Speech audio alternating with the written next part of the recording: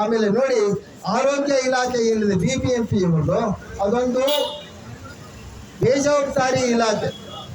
ಯಾಕೆ ಅಂತ ಹೇಳಿದ್ರೆ, ಮೋರಿಗಳನ್ನ ನಾವು ಯಾವತ್ತೂ ಕೂಡ ಮುಚ್ಚಬಾರದು.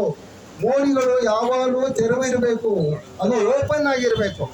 ಮೋರಿಗಳನ್ನು ಮುಚ್ಚಿ, ನಮ್ಮ ಮನೆಯ ಮುಂದೆ ನಮ್ಮ ಕಾಯಿಲೆಗಳಿದೆ.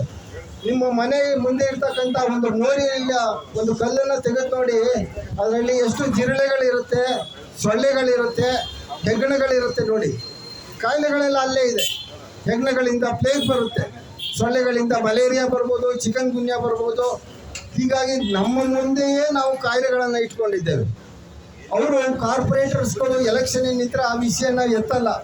ಯಾಕೆ ಅಂತಂದರೆ, ಕಲ್ಲನ್ನು ತೆಗಿತೀವಿ ಅಂದರೆ ಜನ ಓಟ್ ಹಾಕ್ತಾರೋ ಇಲ್ಲೋ ಅಂತ. ಯಾಕೆಂದರೆ ಜನಕ್ಕೆ ಅವ್ರಿಗೆ ಕಾರು ಮತ್ತು 2 ವೀಲರ್ಸ್ ನಿಲ್ಲಿಸೋದಕ್ಕೆ ಅವರಿಗೆ ಅವ್ರ ಮನೆ ಮುಂದೆ ಕಲ್ಲು ಮುಂದೆನೇ ನಿಲ್ಲಿಸ್ಬೇಕು ಅವರು. ಆದರೆ ನಮಗೆ ಯಾವ ಮುಲಾಜು ಇಲ್ಲ. ನಾವು ಹೇಳ್ತಾ ಇದ್ದೀವಿ, ಕಾಯಿಲೆಗಳು ಅಲ್ಲಿ ಎಲ್ಲೇ ಇದೆ.